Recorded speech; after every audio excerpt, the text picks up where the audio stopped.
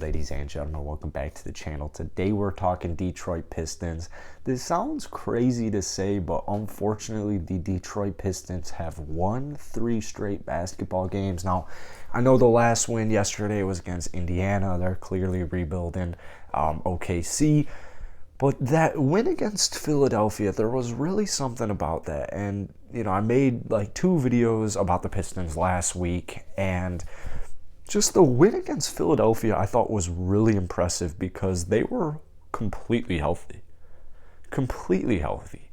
And so what actually really does suck, if we're being real here, is, I understand, you want to establish winning, you want to establish a winning culture, what have you, but unfortunately wins this late in the season, to me, they don't do too much. It actually kind of does suck. Like, the Detroit Pistons actually have like a realistic not that high of a probability, but there's a solid chance that they become like the 7th pick or the 8th pick. And I'm not really even necessarily saying there's anything wrong with that. I'm not a draft expert, I'm not a draft analyst, but I think it's pretty clear, just the way things have been looking this season, a top 4 pick is pretty ideal in this draft. And, Detroit, not only have they gone through hell and back as a franchise in general in recent seasons, but and there was just so much, not like, I don't even want to say struggling or suffering, but there was just a lot of losses at the beginning of the season that, when you have rebuilding teams start to accumulate wins this late, and thankfully there's only 3-4 games remaining, it actually kind of plays a role. Use my Chicago Bulls as an example. We had 3 straight seasons where we were the 7th pick in the NBA draft, whether we got screwed by the lottery or we just won too many games late in the season.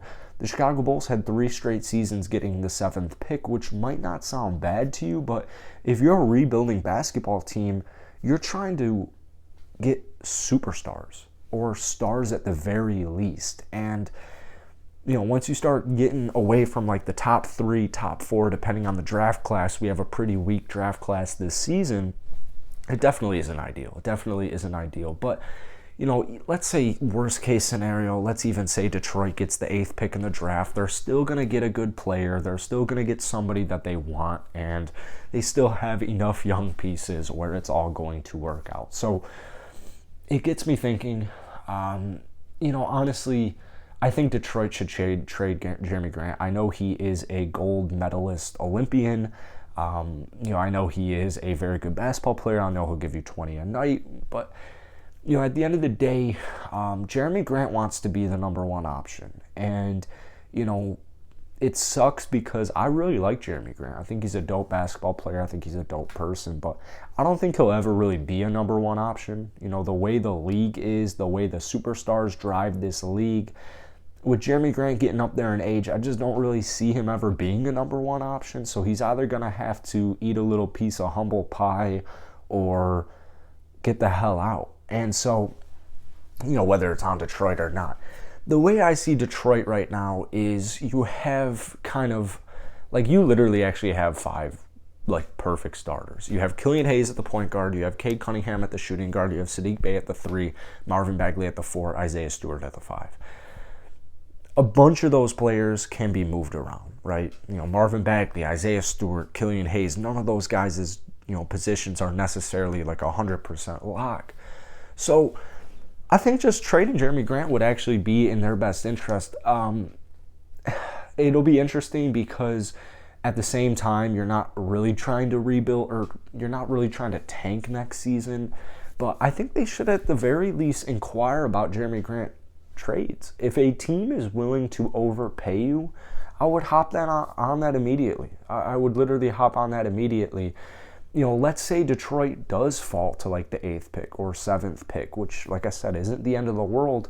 Do you use Jeremy Grant as trade bait to try and possibly get into the draft? Well, a lot of that has to do with who is it. Let's use Portland as an example.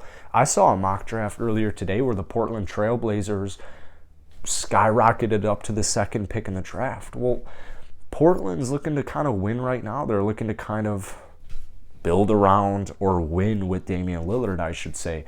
we would figure out fully right there if Portland were to have the second pick in the draft, like, do you want to keep Dame or are you trying to rebuild for the future? What are you trying to do? We would kind of get a better answer to that. But there will be situations that arise. There will be teams interested in Jeremy Grant in the offseason. What if Portland got the second pick? Do you use your 8th pick in Jeremy Grant to try and get into that second spot? I would say probably. I wouldn't say it's impossible. Troy Weaver's a genius, though. That is what I will say. Troy Weaver's a genius.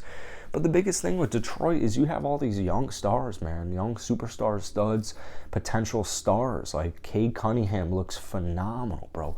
Marvin Bagley, ever since he got to Detroit, he will have some inconsistent games.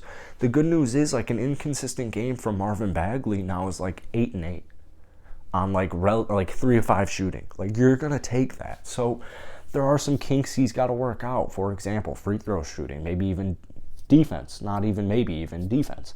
So, Detroit, this is a play-in tournament team next year, regardless of where they draft, regardless of what happens in the offseason. They will be a play-in tournament, or at least around the play-in tournament next season, 100,000%. I would guarantee that.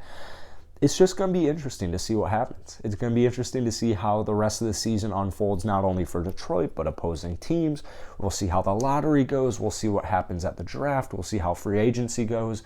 Detroit's just one of those really intriguing basketball teams where they're just making really solid moves. Saddiq Bey, stud. Absolute stud, man. Saddiq Bey doesn't get enough respect or attention as it is. So I think we're about to witness a dynasty in Detroit for probably 5 years, at the very least 5 seasons. I'm very high on that team. So that's it for today, man. I would love to hear some of your thoughts down below.